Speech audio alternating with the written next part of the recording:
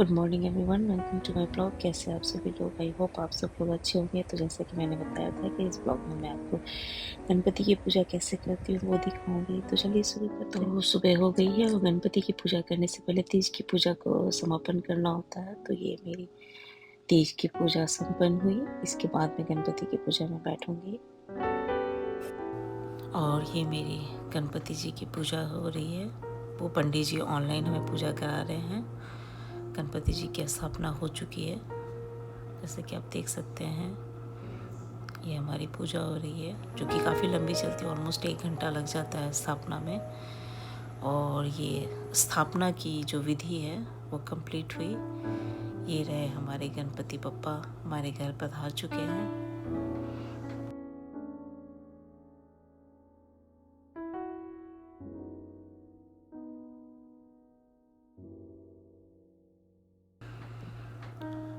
तो ये हमारी स्थापना की विधि संपन्न हुई। और मैं इसी दिन मैं अपने घर पे 3 टाइम का आरती रखती हूँ, जिसमें कि जितने भी मेरे फ्रेंड्स हैं वो लोग आते हैं। फिर मैं सत्यनारायण भगवान का पूजा करती हूँ।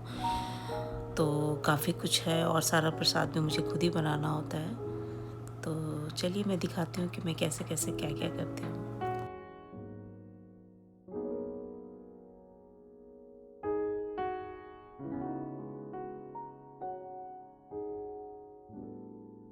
और ये हमारी शाम की आरती हो रही है, जिसमें कि हमारे फ्रेंड्स आए हुए हैं।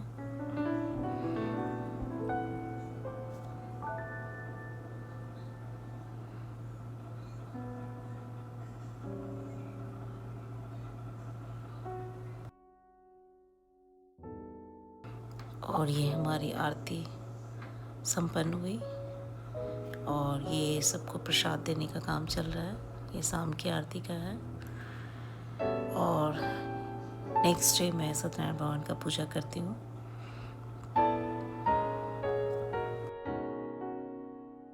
और आज है गणपति का दूसरा दिन और आज मैंने अपने घर में पूजा रखा है, जिसमें कि मैं काफ़ी लोग को बुलाई हुई हूँ। तो चलिए, यहाँ पे तो सब कुछ खुद ही करना होता है। तो मैं क्या क्या प्रसाद बना रही हूँ आपको दिखाते चलती हूँ। तो ये है बेसन का हलवा, जिसे कि मैं अभी बना रही हूँ। तो पहले मैं बेसन को सूखा भूंज लेती हूँ। अच्छे से भूनने के बाद फिर उसे मैं निकाल के फिर वापस से मैं ये देखिए मैंने निकाल लिया है। अब मैं घी गरम करके और ये मैं चाशनी बना रही हूँ। अभी वापस से फिर घी में मैं बेसन को डाल के घी के अलग होने तक इसको भूनूंगी, जब तक कि अच्छे से सोंधी खुशबू ना आ जाए। ये देखिए हमारा बेसन भुन गया है अच्छे से। अब मैं इसमें केसर वाला जो मैंने मिक्सचर तैयार किया था शुगर डाल करके वो डाल दी हूँ और ये मेरा हलवा बन गया है। इसे तब तक पकाना है जब तक कि घी अलग ना हो जाए। और ये मेरा एक प्रसाद बन गया। और अब मैं ये नारियल के लड्डू बना रही हूँ, जो कि मैं मिल्क में डाल करके बनाऊँगी। तो ये सारी सामग्री है। अभी मैं जिस नारियल को सूखा भून लूँगी और फिर उसमें मिल्क मेड डाल करके इलायची पाउडर और शुगर नहीं डालती हूँ इसमें, क्योंकि मिल्क मेड ऑलरेडी मिठाई होता है। बस ये देखिए मेरे लड्डू बन गए, जिससे कि मुझे 2-3 बार करके बनाना पड़ा, क्योंकि ऑलमोस्ट 60-70 लड्डू मैंने बनाए। और ये है मेरी खीर और ये है मेरा साबूदाना। और ये बना रही हूँ मैं साबूदाना की खिचड़ी, जिसके लिए मैंने आलू को बॉयल करके पहले फ्राई कर लिया है। थोड़ा पीनट्स को रोस्ट करके और ड्राई पीस लिया है। उसमें नींबू का रस ऐड कर दी हूँ। और ये रही मेरी साबूदाना की खिचड़ी बन गई। ये भी एक ही लॉट है। ये देखिए मेरी साबूदाना की खिचड़ी बन गई है। और ये खीर जैसा कि मैंने दिखाया था। और ये देखिए मुझे 4 बार कम से कम बनाना पड़ा साबूदाना की खिचड़ी, क्योंकि क्वांटिटी बहुत ज़्यादा था। ये एक है, ये दूसरा, ये 3 और ये खीर मेरी फाइनली बन गई। और हम लोग सारे प्रसाद को पैक कर रहे हैं। और अब मुझे सत्यनारायण भगवान की पूजा की तैयारी करनी है, क्योंकि अब थोड़ी देर में हमारी पूजा शुरू होगी। और ये देखिए हमने सारे प्रसाद को पैक कर दिया है। टोटल 50 पैकेट्स हमने बनाए हैं।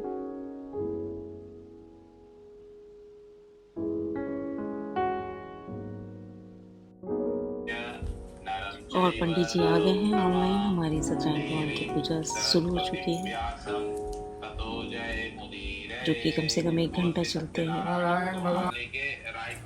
और यह आटा का सूखा प्रसाद है, जो कि हमारे यहाँ मेन प्रसाद होता है। और ये देखिए मेरी सारी फ्रेंड आ चुकी हैं। मैं जहाँ रहती हूँ यहाँ पे जितने सारे फ्रेंड्स हैं वो काफ़ी एंजॉय करते हैं, उन्हें भी बहुत अच्छा लगता है। तो बस हमारी पूजा हो रही है और ये हमारी पूजा हो रही है। सत्यनारायण भगवान की पूजा आपको पता ही है, इसमें टाइम लगता है। और पूजा संपन्न हुई है, अभी आरती चल रही है।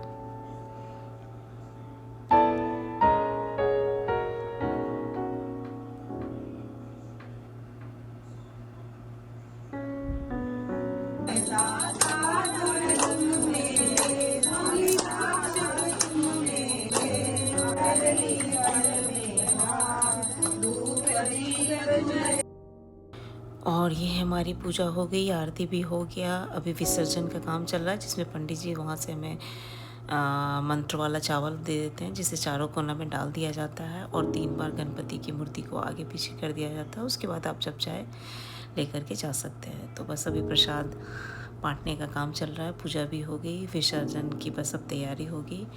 और बस कुछ ही दिन के लिए, बस 1 दिन के लिए रहते हैं हमारे यहाँ गणपति, दूसरे दिन विसर्जन हो जाता है। और ये देखिए विसर्जन हो गया, जो कि सबसे कठिन समय होता है हमारे लिए, क्योंकि बहुत बुरा लगता है हम लोग को जब भी गणपति बप्पा हमारे घर से जाते हैं।